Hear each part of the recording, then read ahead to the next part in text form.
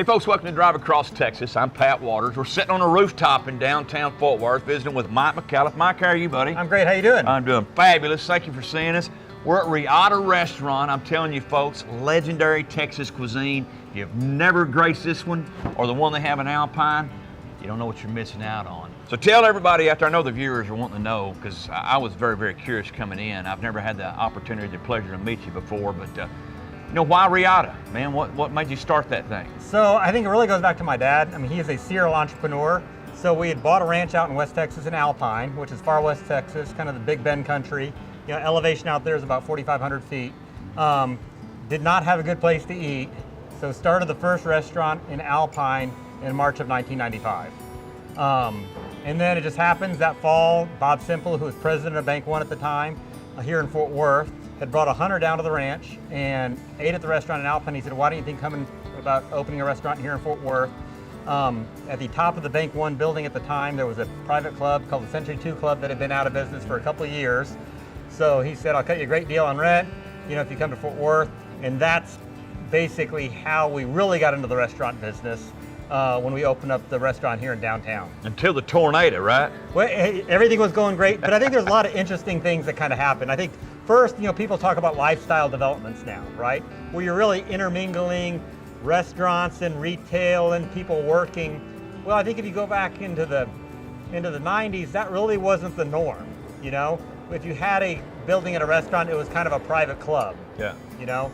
Now, you had a great restaurant at the top of the building, you know, that did not have to be a member of a private club, had its own private dining room, so had a lot of amenities for the guests. And yeah, everything was going great. And then in March of 2000, we were hit by the tornado. We were closed for only 42 days, but then we reopened, but we were the only tenant in the building.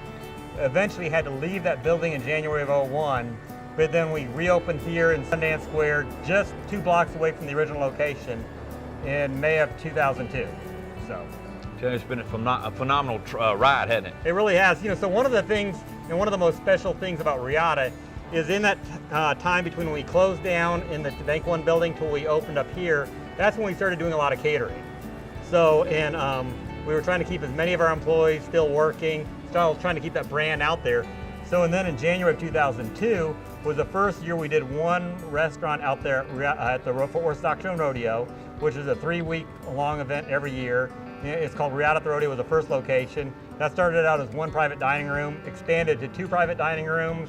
Then we took over the Backstage Club. We started a Mexican restaurant out there, got a couple of Starbucks out there. So we've got 5 locations going on out there every 3 weeks, beginning middle of January to the first weekend of February.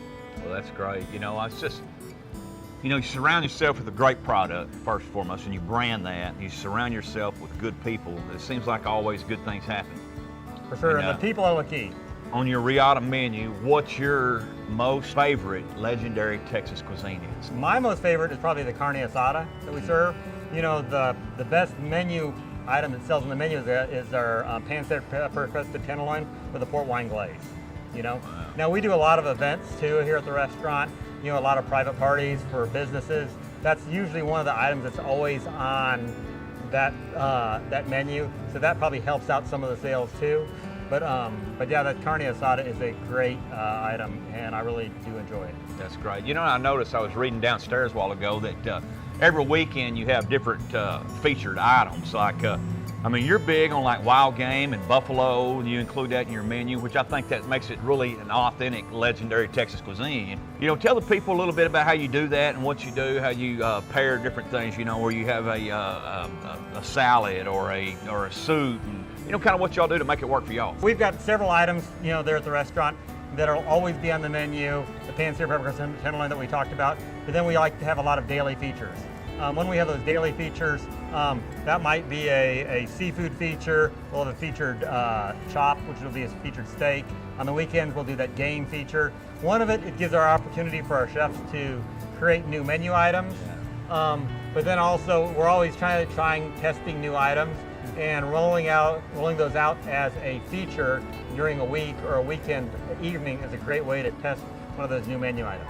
Yeah, and I think that's a brilliant idea. You know, you said earlier that you had 7 chefs on staff here. We bring in a lot of chefs that have been an executive chef at another restaurant, right? Mm-hmm. When they're coming to Reata, they're no longer an executive chef, but they're really an important part of that team. So when we have that menu role, you know, all the chefs can submit menu items, and we basically got a panel, a tasting panel, and that tasting panel is really what determines what eventually makes it on the menu.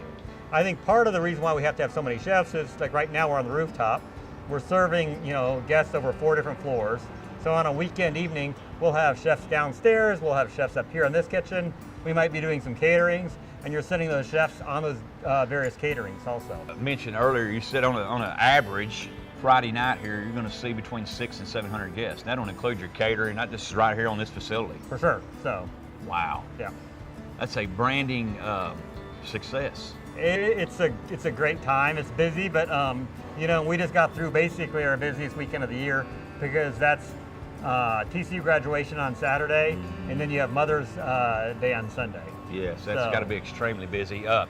When we were down there a while ago, you were gracious enough to feed me and the crew, really show us some specialty items on your menu. But what really stuck out was the performance of your wait staff. That's not easy to get a job here, is it? No, it's not. I mean, about 50% of the servers, you know, don't make it through training. Yeah. You know, for the most part, our servers here, they've already been a successful waiter or waitress at another location before they actually come to Reata. So, and then we try to make them better. You know, I mean, you know, there's different wine classes that we have. You know, we'll do some incentives, you know, through our distributors on the wine. Where, you know, just a couple weeks ago, you know, 6 of our servers just got back from a 5-day trip to Napa, where they got to visit a lot of the wineries.